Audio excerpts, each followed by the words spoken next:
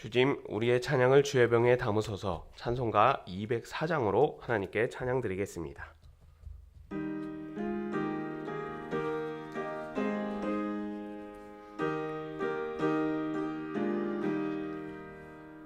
주의 말씀 듣고서 준행하는 자는 반석 위에 터닫고 집을 지음 같아.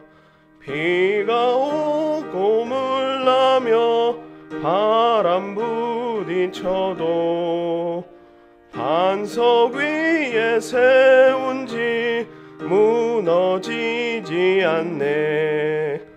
잘 짓고 잘 짓세 우리 잘 짓세. 만세 반석 위에다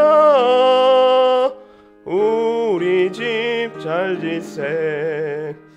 주의 말씀 듣고도 행치 않는 자는 모래 위에 터닫고 집을 지음 같아. 비가 오고 물나며 바람 부딪힐 때 모래 위에 세운 집 크게 무너지네. 잘 짓고 잘 짓세 우리 집 잘 짓세. 만세 반석 위에다 우리 집 잘 짓세. 세상 모든 사람들 집을 짓는 자니 반석 위가 아니며 모래 위에 짓네. 우리 구주 오셔서 지은 상을 줄 때 세운 공로 따라서 영영 상벌 주리.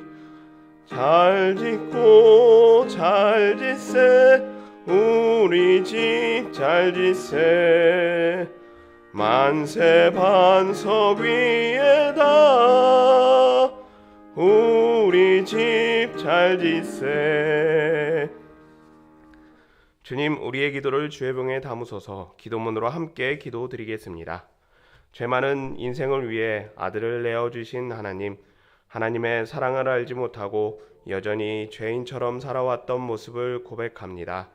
공의로우신 하나님의 은혜로 우리 죄가 자백되게 하시고 사랑의 하나님으로 다시금 변화되어 거룩한 삶을 살아가게 하옵소서. 예수님의 십자가 사랑을 항상 돌아보게 하시고 자만하지 않는 삶을 살도록, 나보다 하나님이 먼저인 삶을 살도록 은혜 내려 주시옵소서. 우리를 창조하신 하나님의 뜻을 아는 인생이 되고자 합니다. 내가 주인이 아닌 하나님이 주인이심을 알고 행동으로 옮기는 인생이 되게 하옵소서. 고난주간을 통해 결단한 이 믿음이 부르시는 날까지 이어지게 하옵소서. 예수님 앞에 서게 될 때에 가져간 이야기들로 인해 예수님의 기쁨이 되고 영원로운 면류관을 쓰게 하옵소서. 예수님의 부활을 위해 기도합니다. 반드시 승리하셔서 우리의 구주가 되어 주시옵소서. 부활을 믿는 신앙이 되게 하시고 부활을 목격한 여인들처럼 우리 또한 부활의 증인이 되어 가족에게, 이웃에게, 그리고 모든 민족에게 예수님의 부활을 전파하게 하옵소서. 거룩한 주일 하나님을 예배하는 백성들이 이곳에 모입니다. 우리의 예배가 하나님의 영광이 되게 하시고 우리의 예배가 하나님의 기쁨이 되게 하옵소서. 예배를 인도하는 목회자들에게 성령을 충만케 하시고 하나님의 영을 부어주셔서 은혜와 성령이 충만한 예배 되게 하옵소서. 예배 순서를 감당하는 이들에게 복을 허락하여 주시고 자원하는 마음을 주셔서 예배에 참여함을 늘 즐거워하게 하옵소서. 보이지 않는 곳에서 예배와 관련하여 수고하는 많은 이들을 기억하여 주시고 은밀하게 헌신하였던 것처럼 은밀하게 갚아주신 하나님을 간증하게 하옵소서. 온라인으로 삶의 현장에서 예배하는 성도들에게 동일한 은혜 내려 주시고 한 주간 살아갈 힘을 얻게 하옵소서. 다음 세대들이 교회로 발걸음을 옮기는 일을 즐거워하게 하시고 예배를 통해 꿈과 비전을 발견하게 하옵소서. 다음 세대들이 하나님의 말씀을 들을 때 지혜를 얻게 하시고 창의적인 사고를 하게 하셔서 믿는 사람이 세상보다 앞서간다는 분명한 인식을 갖게 하옵소서. 어린 생명들에게 예수님의 사랑이 느껴지게 하시고 말씀으로 무럭무럭 성장하여 하나님과 모든 사람들에게 칭찬받고 쓰임받게 하옵소서. 청년들의 앞길을 인도하여 주시고 세상 속에서 말씀으로 사는 담대함을 허락하여 주옵소서. 노년에 있는 성도들과 부모님들에게는 흐르지 않는 눈과 허락하여 주셔서 힘들어하고 고민하는 자녀들에게 지혜와 믿음을 유산으로 남기게 하옵소서. 부르시는 날까지 건강 지켜주시고 믿음의 가정을 든든히 세워가게 하옵소서. 타국에서 하나님의 부름을 따라 선교하는 선교사님들에게 가장 좋은 것을 허락하여 주시고 능력의 지팡이를 주셔서 선교 사역에 기쁨이 가득하게 하옵소서. 늘 겸손하고 하나님을 앞장 세우는 선교사님들이 되게 하셔서 세계 모든 나라와 민족이 선교사님으로 인해 복을 받게 하옵소서. 농촌교회와 개척교회에도 고난주간의 경건이 가득하게 하시고 부활을 소망하는 농촌교회와 개척교회의 바람이 지역으로 널리 전파되게 하옵소서. 어려운 환경에서 공부하는 목회자 자녀들에게 지혜를 주셔서 남다른 재능으로 크게 쓰임받게 하옵소서. 북한을 불쌍히 여겨주시고 정권이 바뀌는 역사를 일으켜 주셔서 고생하고 지난 북한 주민들에게 하나님의 살아계심이 확인되게 하옵소서. 나라와 민족을 위해 쉬지 않고 기도하게 하시고 건강한 지도자들을 세워주셔서 이 나라 이 민족이 복받은 나라 되게 하옵소서. 하나님을 사랑하는 자 곧 그의 뜻대로 부르심을 입은 자들에게는 모든 것이 합력하여 선을 이루어 주실 줄 믿습니다. 하나님이여 우리에게 은혜를 베풀어 주시옵소서. 예수님의 이름으로 기도합니다. 아멘. 오늘 주시는 하나님의 말씀 시편 11편 1절에서 5절까지 말씀 함께 읽겠습니다. 여호와여 도우소서. 경건한 자가 끊어지며 충실한 자들이 인생 중에 없어지나이다. 그들이 이웃에게 각기 거짓을 말하며 아첨하는 입술과 두 마음으로 말하는도다. 여호와께서 모든 아첨하는 입술과 자랑하는 혀를 끊으시리니 그들이 말하기를 우리의 혀가 이기리라. 우리 입술은 우리 것이니 우리를 주관할 자 누구리요 함이로다. 여호와의 말씀에 가련한 자들의 눌림과 궁핍한 자들의 탄식으로 말미암아 내가 이제 일어나 그를 그가 원하는 안전한 지대에 두리라 하시니도다. 아멘. 시편을 계속해서 살펴보고 계시지만 시편은 단순한 구조를 가지고 있습니다. 의인이 악인의 공격을 받아서 고난을 당하는 의인과 악인의 대립이 계속해서 반복되고 있습니다. 그러면 의인은 다시금 고난 가운데 있지만 힘을 얻어서 회복되는 말씀, 그래서 의인의 회복을 통해 우리 또한 믿음을 어떻게 회복해야 하는지를 상고하고 있습니다. 오늘 시편 12편의 의인 또한 고난 가운데 놓여 있습니다. 하지만 이전과 다른 고난 상황 가운데 의인이 놓이게 됩니다. 어떤 상황으로 인해 고난을 당했는지 오늘 본문 1절 말씀을 함께 읽겠습니다. 여호와여 도우소서. 경건한 자가 끊어지며 충실한 자들이 인생 중에 없어지나이다. 의인은 하나님께 기도합니다. 경건한 자가 끊어지며 충실한 자들이 인생 중에 없어진다라고 그렇게 기도합니다. 자신이 당한 고난으로 인해서 하나님께 기도하는 것이 아니라 경건한 자 그리고 충실한 자가 없어지는 것을 통해서 그들이 고난당하는 것을 인해서 의인은 하나님께 간구하는 것입니다. 그러면 지금 의인은 직접적인 악인의 공격을 받아서 고난 가운데 놓인 것이 아닌 함께 동행하며 함께 믿음의 길을 걸어가는 이 경건한 자들과 충실한 자들이 없어지는 것으로 인해 악인의 공격을 받아 없어지는 것으로 인해서 지금 고난을 받아 하나님께 기도하는 것을 생각해 볼 수 있습니다. 그래서 이 말씀을 통해서 먼저 의인이 어떤 사람인 것을 생각해 볼 수 있게 됩니다. 여호와여 도우소서 경건한 자가 끊어지며 충실한 자들이 인생 중에 없어진다라고 그렇게 말씀하고 있습니다. 그러면 이 의인은 그동안은 시편에 의인이 어떤 직업을 어떤 일을 하는 어떤 신분의 사람이라는 것을 소개하고 있지 않아서 알 수 없었는데 오늘은 그 의인이 어떤 사람인지를 유추해 볼 수 있습니다. 성도님들이 생각하실 때 이 시편 12편에 등장하는 의인은 어떤 사람일까요? 구체적으로 어떤 직업을 가졌는지는 알 수는 없지만 어떤 마음으로 살아가고 있는 사람인지 알 수 있습니다. 의인은 지금 하나님께 기도합니다. 누구를 위해서 기도하느냐? 타인이라고 할 수 있는 경건한 자, 그리고 충실한 자를 위해서 기도합니다. 경건한 사람들이 어떤 사람이며 충실한 사람들이 어떤 사람인가요? 한 사회를 이끌어가는 그 사회 속에서 중심적인 역할을 하는 사람, 선을 행하는 사람이라고 할 수 있습니다. 그러면 그런 사람들을 위해서 기도하는 이 의인은 어떤 사람일까요? 그 공동체를, 그 사회를 이끌어가는 지도자와 같은 사람이라고 먼저 생각해 볼 수 있습니다. 그리고 또 생각해 볼 수 있는 것이 경건한 자가 없어지는 것, 충실한 자가 없어지는 것을 안타까워하는 믿음의 사람이라고 생각해 볼 수 있습니다. 최근 우리나라 내에 계속되는 이슈가 있습니다. 무엇인가 하면 출산율이 낮아지고 인구가 감소된다는 것입니다. 방송을 통해서 여러 말들을 통해서 우리나라의 심각한 문제다라고 그렇게 많이 알려지고 있습니다. 하지만 그 소식을 듣는 많은 사람들은 어떻게 하나요? 그냥 낮아지고 있는가 보다 심각하다고 여기지 그것에 대해서 기도하거나 그 문제를 해결하기 위해서 어떤 노력을 하지 않는 것을 보게 됩니다. 반면에 믿음으로 사는 성도님들은 어떻게 하시나요? 하나님이 알아서 하겠지 하면서 방관하는 것이 아니라 하나님께 이 문제를 해결해 달라고, 그리고 자녀들에게, 자손들에게 꼭 결혼을 해서 가정을 이루며 자녀들을 출산하라고 그렇게 권면해 줍니다. 믿음을 가진 사람이기 때문에, 한 사회를 이끌어가는 지도자이기 때문에 악이 들어오지 못하도록, 그리고 그들이 상처받지 못하도록 그렇게 중보하며 그들을 위해 기도하는 것입니다. 그래서 시편 12편의 의인은 한 사회를, 한 공동체를 이끌어가는 지도자이거나 그 공동체 안에서 믿음을 지키며 사는 사람들이라고 그렇게 생각해 볼 수 있습니다. 그리고 자신이 당한 고난이 아닌 사회가 당하고 있는 그 고난에 대해서 헌신하는 그런 믿음에 신실한 사람인 것을 생각해 보게 됩니다.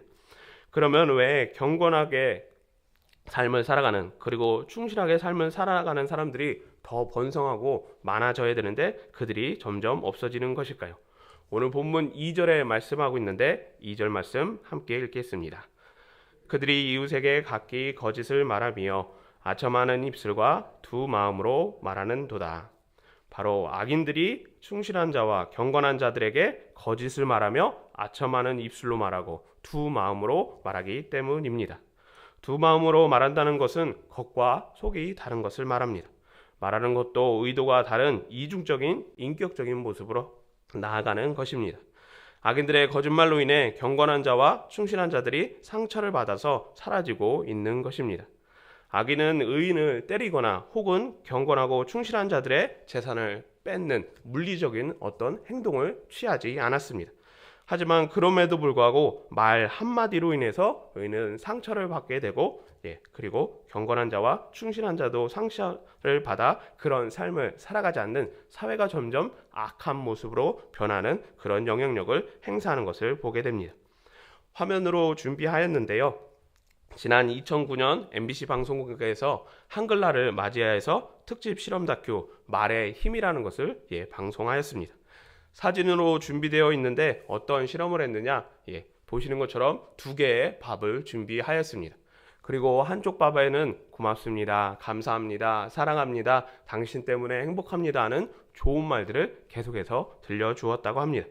그리고 다른 한쪽에는 짜증나, 미워, 싫어, 너 때문이야, 왜 있어 라는 부정적인 말, 나쁜 말을 계속해서 들려주었다고 합니다. 밥은 잘 알고 계신 것처럼 귀가 없습니다. 그리고 밥은 어떤 언어를 사용하는지 모르겠지만 분명한 것은 한국어를 하지 않는다는 것입니다. 그런데 그렇게 한 달 동안 좋은 말, 나쁜 말을 들려주는데 변화가 일어나게 됩니다. 성도님들이 보시는 왼쪽의 하얀 모습이 한 달 동안 고맙습니다, 사랑합니다 라는 말을 들었던 밥의 모습입니다. 단순히 어떤 냄새는 나지 않고 그냥 곰팡이만 하얗게 피었다고 합니다.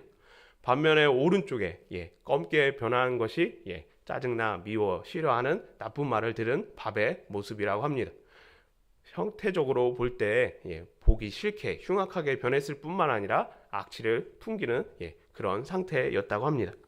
우리 말이 밥이 알아듣기에는 이해할 수 없는 그런 언어입니다. 앞에서도 말씀드렸던 것처럼 귀도 없고 언어도 없는 밥이 어떻게 그 말을 알아듣고 변화될 수 있는가 생각해 볼 수 있지만 우리 말에는 그만큼 힘이 있기 때문에, 능력이 있기 때문에 이런 현상이, 결과가 나오는 것을 생각하게 됩니다. 살면서 말 없이 살 수 없는 것을 성도님들은 생각할 수 있습니다. 많은 시간 여러 가지 일을 하면서 그 일을 잘 진행하기 위해서는 반드시 말을 해야 됩니다. 좋은 말과 나쁜 말 중에서 우리는 어떤 말을 해야 될까요? 분주하게 살다 보면 이것저것 정신없이 행동을 하게 되다 보면 그냥 입에서 나오는 자연스러운 말, 아무래도 상처를 주며 마음을 상하게 하는 그런 말들을 하기 쉽게 됩니다.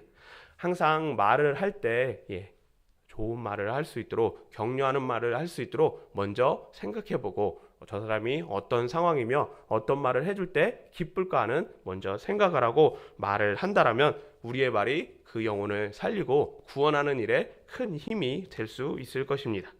시편 12편의 의인은 악인들의 언어 공격으로 경건하고 충실한 자가 사라지는 것을 안타까워합니다.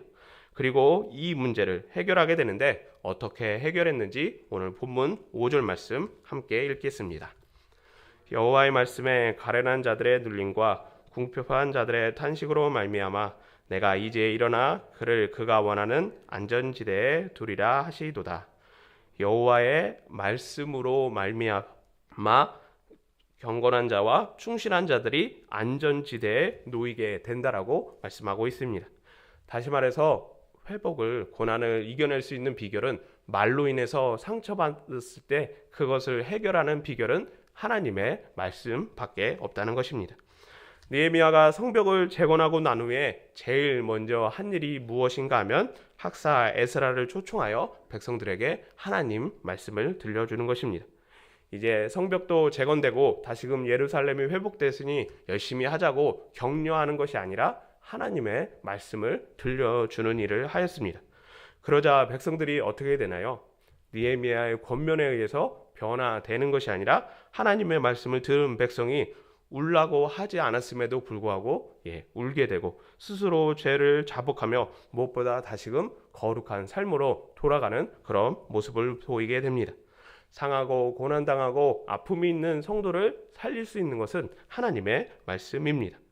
모든 일을 마친 느헤미야는 다시금 본래의 일자리로, 수상궁으로 돌아가게 됩니다.